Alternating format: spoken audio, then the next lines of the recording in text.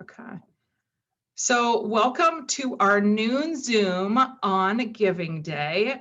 We entitled this Why Woo, and we wanted to have a conversation about all the opportunities to give to Western today. And we're highlighting three special ones kind of with this panel of group, which is our Student Success Scholarships, and just scholarships really in general. Our Fund for Wolves Athletics, which is our most general unrestricted fund for athletics, and then our Fund for WOO, which is our general unrestricted fund for the university. It's used for all sorts of things, but today we're highlighting the competitive grants program. As a side note, it also helps fund all of our alumni events, some presidential events, and some other things. We have a pet project that we love, which is this competitive grants program. And so we just like to brag on it all the time. It's an opportunity for folks from across campus to apply for mini grants from the foundation. And they're typically anywhere from $500 to $1,500 really at the most, and they tend to be around $1,000. And we have such cool programs that get to apply for this, and it sometimes kicks new things off, and sometimes it supports things that have been around forever. So you might be able to tell that we've got Cheyenne and Brooklyn here to talk to us from the student perspective. Randy is our interim athletic director. I will have them reintroduce themselves. And Kristen and CM are representing two of the grant recipients from the competitive grants program. CM is CBEC and Kristen Fem in STEM, which I think some of our audience are gonna get a kick out of too. So we always wanna hear from students. So I'm gonna ask them to maybe take themselves off mute. And Cheyenne and Brooklyn, I'm gonna give you guys I'm gonna say one question, feel free to answer and trade off. Introduce yourselves. Where are you from? You know, all the standard things you introduce yourself with when you're a student. What's your major? Where are you from? All that good stuff. Sure. Okay, I'll go ahead and start. So hello, everyone. My name is Cheyenne. My pronouns are she, her, hers, and I am currently a third-year student at Western. I'm studying a major in American Sign Language / English Interpreting Studies with a minor in psychology, and my hometown is Grants Pass, Oregon. Outside of my academics, I do a lot of student leadership on campus. Most notably, currently, I am the campus visitation coordinator in the admissions office, and I'm also the co-coordinator of the Campus Ambassadors program and the co-coordinator of the PLUS team, which is our orientation team. Awesome. Hi, everyone. My name is Brooklyn Giles. I'm from Lebanon, Oregon. I'm a senior at Western Oregon University. My major is psychology with a minor in sociology. I'm very ambitious about graduating. Super close. I'm definitely going to miss school, but I'm ready to move on to graduate school. I hope to become a social worker outside or after college. Outside of, I almost said high school. Outside of college, I'm a full-time mom to my 9-month-old son. His name is Griffin, and I am working on becoming a CASA, which is a court-appointed specialist. Basically, I would help children who are in court with their parents not feel alone and help them just to feel more comfortable. And I am also an Abby's House advocate. Two amazing students. So I'm not surprised that you have scholarships. Would you tell us what scholarships you have and what that's done for you in your world? Brooklyn, you want to go first? Sure. I have the Abby's House Jean Dean Scholarship, and I also have, I believe it's called the Oscar Memorial Scholarship. I'm sorry if I'm pronouncing it wrong. To say what it has done for me in such a short bit of words would be is quite challenging because I've been very fortunate to not have to pay for school throughout my 4 years because of, the amount of work I put in high school has blessed me with so many scholarships, and the money that alumni put into it has given me so much freedom in college, to be able to pour all my time into my studies and extracurricular activities at school instead of working. I've been able to make college my number one priority to be the best student I can be and be an example for my family and other peers around me. And I just think it's so cool that alumni see a purpose in students and see value in education. I think that's something that has dwindled, especially within, upcoming generations, that school's not as important, that you don't have to go to college. And I know college isn't for everyone, but I love that our school holds so much value in education and gives every student a purpose, no matter their backgrounds. I come from a very difficult background. My family was not financially stable. I didn't come from a lot of money. And this alumni made education possible for me without that stress. I was able to go to school stress free, and just grow my passion and grow as a student. And I would never have been able to do that without the alumni and the scholarship foundations. And I will forever be grateful for that. Yeah, I mean, honestly, I could just tag team and say all of the same things. This year, I've been super blessed to have the Adolf and Phyllis Scharf Scholarship and the Emeritus Society Scholarship. And for me, I'm a first generation college student. And so coming to college was just this huge undertaking, not only for me, but for my family too. We had no idea what we were getting ourselves into. And I knew this journey was going to be difficult financially. And so I also I worked so hard in high school because I knew that scholarships were going to be a big shot for me. And so one of the reasons I chose Western is because I saw that there were so many scholarship opportunities and they were just offered to any student. There were no like bounds or anything that you had to fit. It was just, if you're a student and you have financial need, like we can help you out. And I thought that was so valuable because it wasn't like you need to meet all of these criteria and then we'll give you the scholarship. So I'm just super thankful, for our alumni and for our foundation for having that funding, and for all of our donors being so open to just helping any student, again, from any background, because Western, we have a very diverse student population. Students come from many backgrounds, many different areas of the country. And it's just such a blessing. And I just feel that so deeply as a first generation college student, that I've been so blessed to have those funds and be able to focus my time on my education and on student leadership, where I can just help the next generation of students rather than working a job just so that I can pay my bills. Mm-hmm. Thank you both. That was really great. I'm going to come back to you, so don't get too comfortable. We will come back, but I want to go to Randy here quickly. And Randy, will you introduce yourself and kind of maybe mention your history with WU, and then tell us, really, we've really expanded the fund for Wolves Athletics this year. Will you tell us what that is going to mean for the athletic department? Yeah, thanks, Erin. My name is Randy Lydum. I went to Western in 1987 through 90. I graduated in 1990, and I was an education major, so I was a freshman health teacher and a 7th grade English teacher for 2 years. And then I was like, I'm not sure this is for me. So I actually came back to Western and got my master's degree. And then I got involved in collegiate athletics and have been in athletics for the past 30 plus years. I came back to Western in 2012, and I don't plan on leaving. I love it here. This year obviously has been very challenging with the pandemic and all, but I think that, for me, having the student athletes around all this year has made this this crisis so much easier to bear, I think, for all of us, and giving that opportunity for our students to have an outlet here on campus when maybe they didn't have a safe place to be, during the pandemic.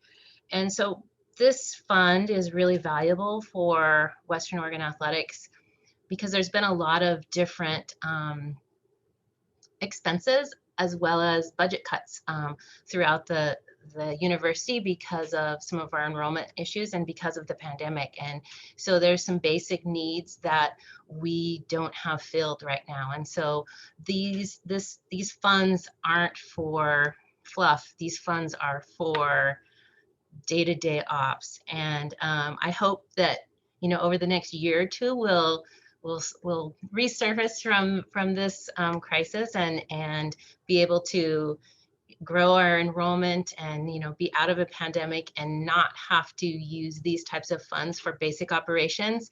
But that's where we are right now. And so that's why it's really important to our student athletes. Awesome, Randy. We'll come back and ask you what's happening in spring here shortly. Kristen, maybe we'll go to you, and if you could just tell us your stats, who you are, introduce yourself, but then tell us a little bit about Fem and STEM and what the competitive grants program has meant to that program. Yes, so I'm Kristen Latham Scott. I use she, her pronouns, and I am faculty in the biology department on campus.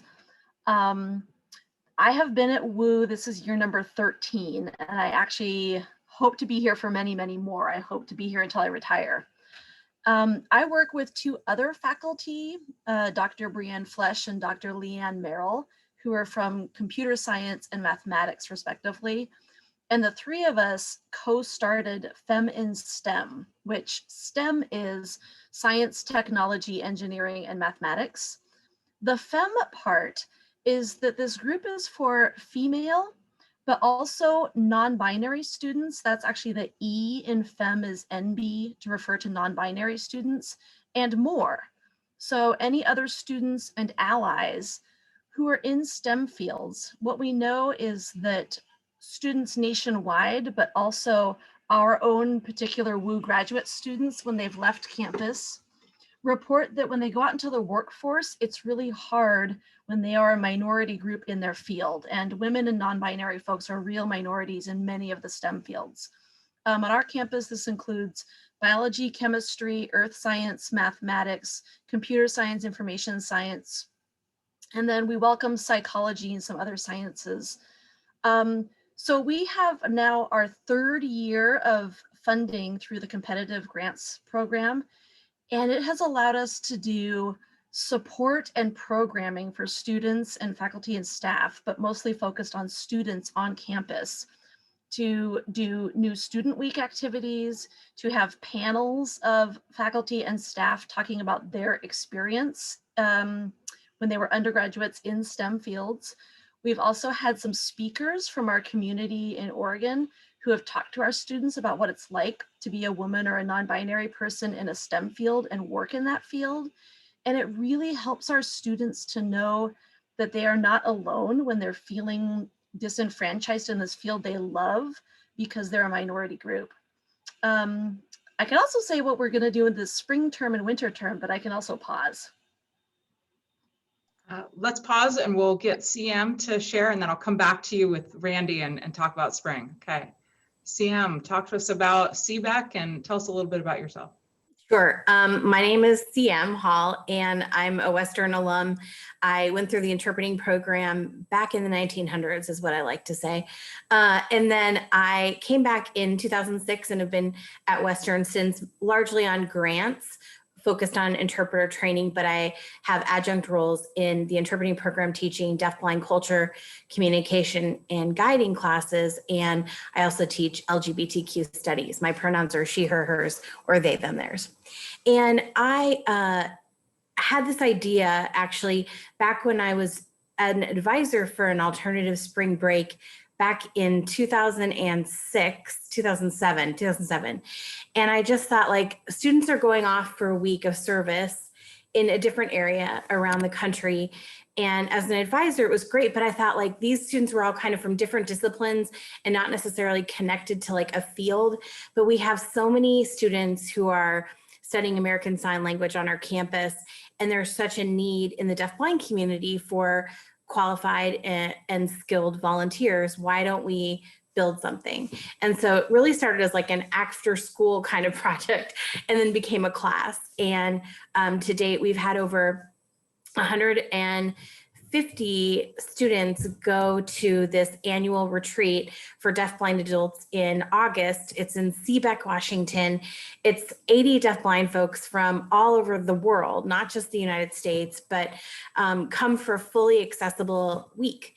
And they are fully autonomous, independent individuals and having a sighted guide can be of assistance. So we train students, they take my deafblind culture class.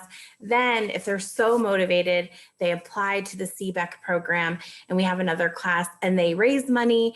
And the competitive grants have helped us to kind of leverage our funds to go further, to be able to like do more with the deafblind community. And we work closely with the deafblind community in Seattle because there's a large population there, but also a growing population here in Oregon because of the work we have done at Western. More deafblind people are moving into our area. And so that's kind of a remarkable thing that we never could have expected. But what's lovely about the competitive grant is that students are getting an after school, right, an extracurricular, but it's service learning. So it's really connected to their field, whether it's American Sign Language studies or it's interpreting.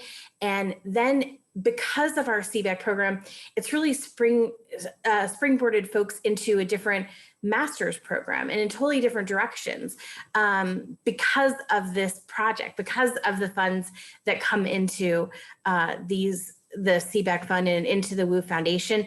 So it absolutely ties to trajectory and student success beyond Western. And I just love the reverberations of this program and what it's done. And just another real practical example is, for those of you who've been on the Monmouth campus, we all know 99, cuts through town. And 2 summers ago, ODOT put in tactile markers on the sidewalk to cross. And largely that's because we had deafblind people moving here because of the CBEC program. So like it actually kind of all ties together in this beautiful way that like we're really building a movement, identity, and connection with students, kind of creating a passion or finding their passion in this work. So that's why I love talking about it, because it all feels really connected to me. So I'm so grateful for the WU Foundation's competitive grants that have helped us do more with our students. Thank you, Sam. I have to tell everybody I was able to see a presentation by students about the work, and CM speaks passionately about this, so do those students. And actually they showed us how they play a role at CBEC with other individuals. And it was incredibly powerful. And I know I learned a lot. So I know they're learning a lot. So thank you, CM, for your hard work. I'm going to brag on you slightly. CM's also a member of our alumni board. So she volunteers and gives back in her role there as well. So maybe we'll go back. I'm going to jump back to you, Randy, real fast, and maybe you can tell us what's going on with spring sports and what you're hoping to see in the fall. Well, I'm hoping to see a lot. Well, it's been a year since our last competitive opportunity, and this Thursday we are having a home baseball game and a doubleheader against St. Martin's University, which is in Lacey. And we've been able to get into a really kind of reduced, controlled schedule by following a lot of brand new types of protocols that we never, obviously would have done prior to this year. But our students have been so committed to training in safe spaces and in small groups and in masks and having COVID tests and taking their temperature and doing daily self-health checks and that they are really committed to getting back to some outdoor sport this year. It's certainly not like it would be in a normal spring. We are not having open spectators. There'll be some limited viewing. We're having all of our events live streamed because we obviously know that there's still a pandemic going on. And so we have to be very cautious. Our plan for fall is really we're moving forward with our regular schedules at this time. Just like with anything with this pandemic, we've just had to we've planned and then had to adjust.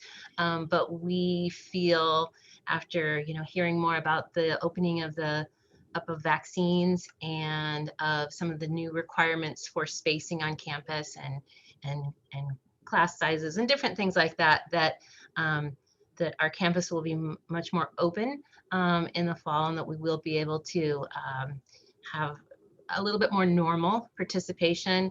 We all know that, you know, that normal is probably never going to be quite like the normal that we were used to. But if anything, I've learned from this past year is how students, whether, you know, at Cheyenne or Brooklyn or student athletes, are just so passionate about what their thing is, that when they aren't able to do that thing with their peers, that it's tough. And, you know, we hear a lot about the mental health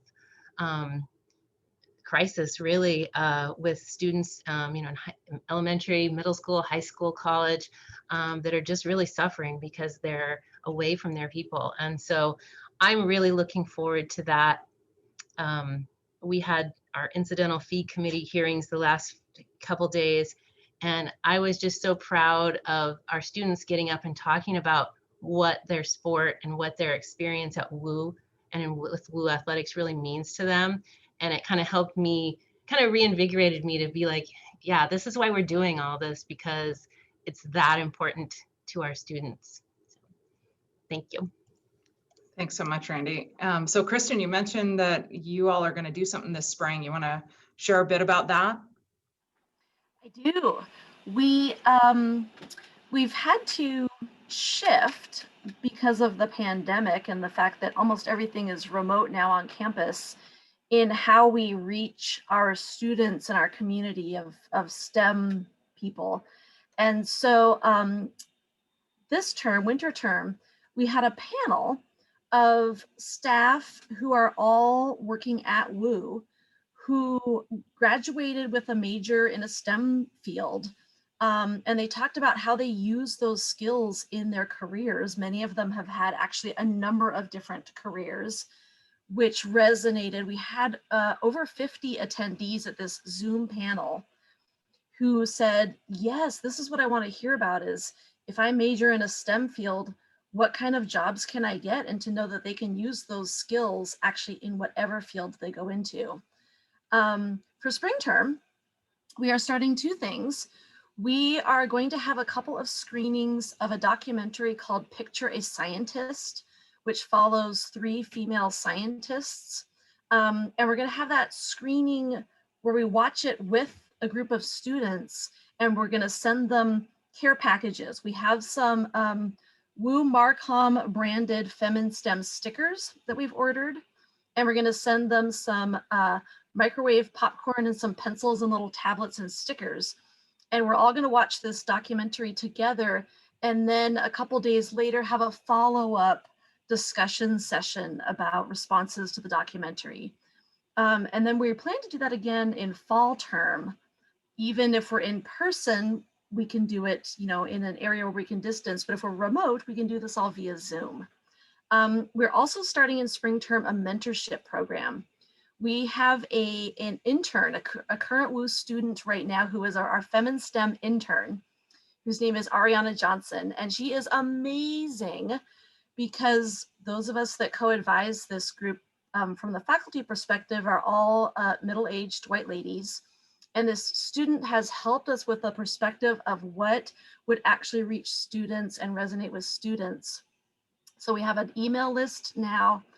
And she said, you know, a lot of students just want to talk to someone about what it's like to be the only female in their class, or the only female in their program in some cases, or concerns about going into the job force and being one of few females in their field.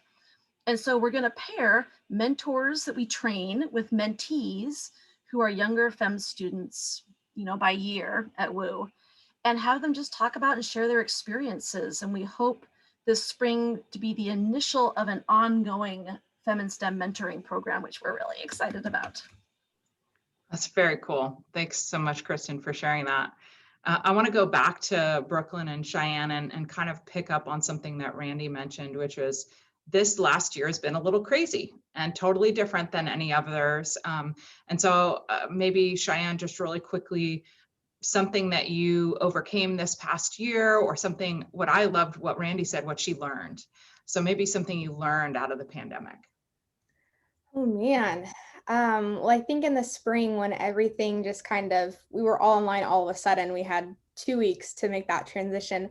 And I had to make a big transition of moving home and doing all of my classwork at home. And I was also working multiple jobs online, and really just learning how to balance all of that on a computer screen was a huge skill that I developed, and I know is going to continue to serve me in the future, because in the past I would have multiple jobs and I would go to multiple locations to those, multiple classrooms, and now everything was all in one space at my desk in my childhood home. And just learning how to just manage everything online was a really valuable skill. And I'm super lucky to be living back on campus this year, but everything's still online. So it's definitely been interesting, but I have learned a lot of really great skills that are helping me out now, and I know they're going to help me in the future too. Us adults or also learn those same skills at the exact same time we were doing that too. So I really appreciate that. Brooklyn, what about you? What did you learn this last year? Thank you. And I can definitely tag along with Cheyenne on that too, saying that definitely balancing and learning and managing working on one screen rather than going to all your classes and going to be able to work on campus, like in the office or giving tours or whatever it may be. But one thing that really stood out to me when you asked what I learned, I would say the word grace, not only through my faith, but just in general. I think it's so important during this time to learn to give yourself grace and just give, because so often, you're worrying about, okay, I have all these assignments to do, I have all these jobs to do, and all of a sudden now school is becoming way more than it used to be. School used to be you get up, you go to your classes, you have your study time, and now it's managing everything on a tiny little screen. And it's so hard to learn, and you're focusing all your energy on that. You're losing sight of your passion and your joy in school and the other activities that you partake in. And becoming a new mom in the pandemic, oh gosh, that was really hard for me. I couldn't have anybody at the hospital with me except my husband, and then I was actually told I did have COVID, so I couldn't have any visitors to my newborn when I brought him home.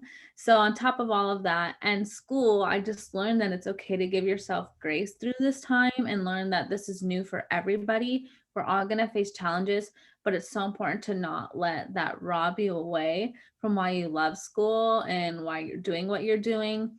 And also find time that, yes, now that school is still at home, or you may be in the office by yourself or have to social distance with your colleagues, it's still important to find that time to do things that you love, just like you would in normal life. This doesn't have to be our normal, but we have to utilize it and do everything that we can to give ourselves grace and still love what we do. It's a absolutely beautiful sentiment, and thank you for sharing it with us. So I moved you all back to gallery view on mine because I want to ask some speed questions to our two alums. And Kristen, maybe I'll throw this out to you too from a different perspective, and our two students. So this, I'm going to do this maybe for just 2 or 3 minutes, and then I'll stop the recording and offer our opportunity for some Q&A. I love asking this question. Your favorite place to study when you were on campus? Who wants to go first? Our alums can go too, Randy and CM. Go, Brooklyn, yeah.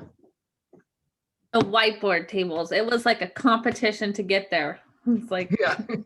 If you don't know, for our older alums, the whiteboard tables are in a section of the library now. Is those the ones you're talking about? Near where we have a coffee shop. So the library has coffee in it. You can drink coffee in there.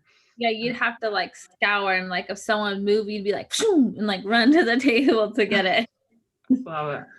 Randy, Cheyenne? I'm going to say the Pacific Room. And when I was a student here, it was like part of the dining center, and you could go and get food and coffee and donuts and all kinds of things. And I would go every morning, sit in the Pacific Room. It had nice sun, do a little studying, but mainly just eating. I would say Levi's that isn't around anymore. And that's what is essentially under the bookstore, where like the Calapooya room and the Santiam room is now. But there was a whole like it was morning, noon, night. We had like live entertainment, open mic, karaoke, trivia, like all of that was housed there. And the windows were all along the courtyard there, between that and Maskey Hall. And it was just always awesome. It was always awesome. So that's what would be my favorite place where we studied. Wow. We need to bring that back. I'm just saying, it was so special. Cheyenne? I would have to say the Richard Woodcock Education Center. It's my favorite building on this campus. And as an ASL student, that's where I spend all of my time. And that's where all of my friends are because we're all taking the same classes. So either drawing on the whiteboard walls because some of the walls are painted with dry erase paint, which is super neat. Or we have what we call the swinging egg chairs on the second floor. And there's only 2 of them. So those are also you got to go grab them like the whiteboard tables. But I spent a lot of time in that building. I love studying in there. Awesome. And Kristen, so as a faculty member, do you have a secret spot outside your office? Oh, I was going to answer from where I see all my students studying, which is these whiteboard walls in the DeVolder Family Science Center. And then the Natural Sciences building got a little upgrade, and there are some student spaces that have whiteboard walls, and the students love that because you can see they've written, like I can walk by and I'm like, oh my gosh, that is my class that they've written up on the board. But they write these little positivity notes to each other as different groups come and go. And it's amazing. I love it. Okay. I do have a lab space in one of the buildings that I go to work in if I absolutely have to get something done. Love it. Okay, last quick round robin, and then we'll go to Q&A. Favorite tradition on campus?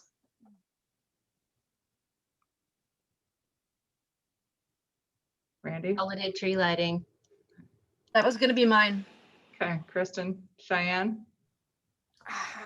Holiday tree lighting for sure. That's definitely a top one, but I've also done a lot of new student orientation events, and my favorite is definitely Playfair, which is we've done that in person and virtually this past year, where all of the incoming students just to get together and get to know each other. And there's so many people all in one room or on Zoom, and it is just so high energy and just gets you so pumped to start school. Love Playfair.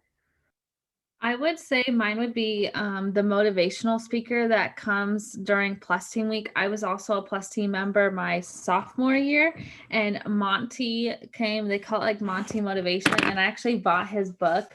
And like you could tell, I have like highlights and like sticky notes. We kind of have a similar childhood, and I like really was fond of him, and I follow him on social media.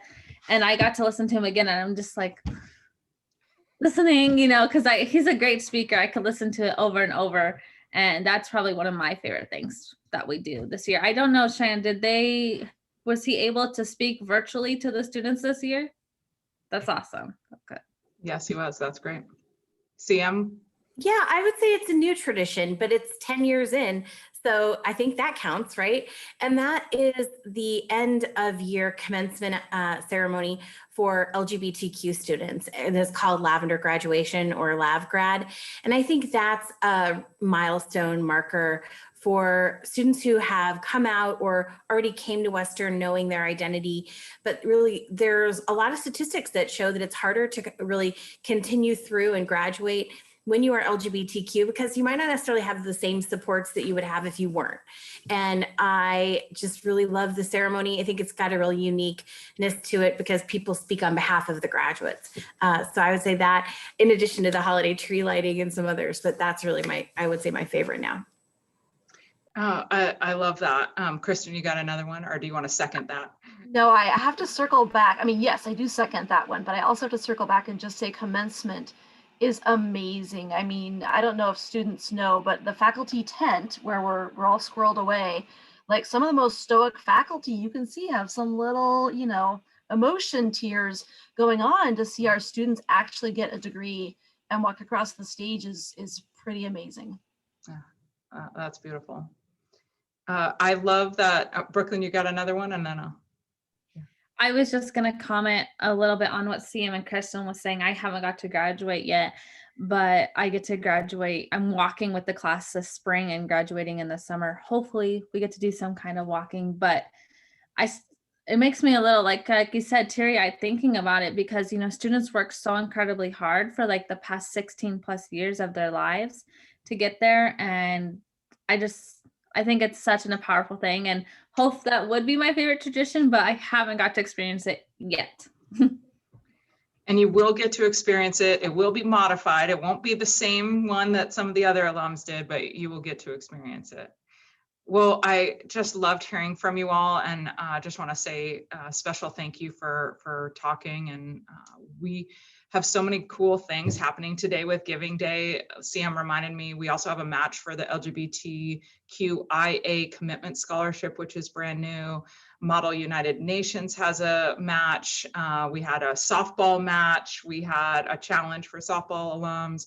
We have the Fund for Wolves Athletics as a feature. We're seeing so much come in for scholarships. We announced today that an alum from 2015, we think is the youngest alum to start an endowment for a scholarship, her and her husband. And so that's the Budding Neighbor Alumni Scholarship. And so kudos to her. And she did it by leveraging Nike's matching gift program. So she gave, and they helped her get to that $25,000 mark, which is pretty incredible. So there's just some really cool things happening today. And I want to thank you guys for sharing your stories with us. So I'm going to pause this recording, and then I want to open it up for our guests here to ask questions. My very first preview day, that what I wanted to do was work with students. And so some of my favorite positions, I'm the co-coordinator of our Plus team, which is our new student orientation team. So we get to work with all of our newly admitted students and just get them prepared for school.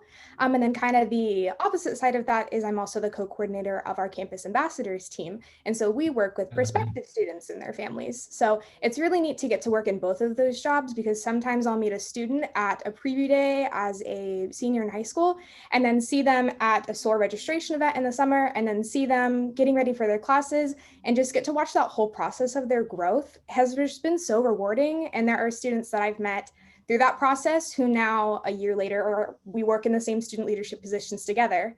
So that's just been so rewarding, getting to be part of that process and helping new students.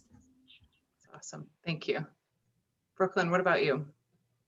I would say currently I'm an Abby's House advocate, and I really enjoy that because it's really about helping students who have faced a variety of different situations, whether that be sexual assault or harassment or domestic violence. And we also help students of LGBTQ. I can never say that right. I'm sorry. Just helping them to know that they're not alone in any situations that they face, and that we believe them, and that we are there to guide them to any resources that they may need. And also another thing I'm part of right now is Psych 411, which is it is a class, but I think it's more than that, because we're able to mentor students. And typically we would be able to go to Talmadge Middle School in Salem, and we'd get to work with them face to face. But due to the pandemic, we have been doing it over Zoom. And I have met a student, and she is so incredible. She is so ambitious, and it's really cool to connect with students via Zoom right now, because you get to really see what's going on through a younger generation's perspective through this. And I'm excited that Western has given me the opportunity to reach out to students and help them through the situations that we're facing. And she wants to come to Western, and she wants to be a nurse, and she loves the baseball team, and she knows more about Western than me sometimes. Her dad used to go to Western, and it's my favorite thing being part of that class, because it's like helping a younger generation, and seeing her potential is just, it's really cool, because I can see where it's going to go and grow. That's really cool. I have to share with everybody that this program, the Talmadge program, has received a competitive grant in the past. So that's kind of a fun little tidbit to come full circle on what we've talked about today with Giving Day. So I will wrap it up there. I just want to say thank you to all of you for joining us. Trenton, it was good to see your face again. And I know you're joining us from somewhere, maybe Florida? What? Miami. Nice. So I think that has been one of the really cool things for Zoom, is getting to have folks that couldn't traditionally come to an in-person event join us from all over. So thanks for joining us from Miami. That's really fun. Well, we'll sign off for today, and we'll see you again along the alumni trails. And thank you so much to our panelists for sharing your WU story today, and how the impact of gifts make on your worlds here at Western and your world in general. So thanks, everybody. Go Wolves. Go Wolves.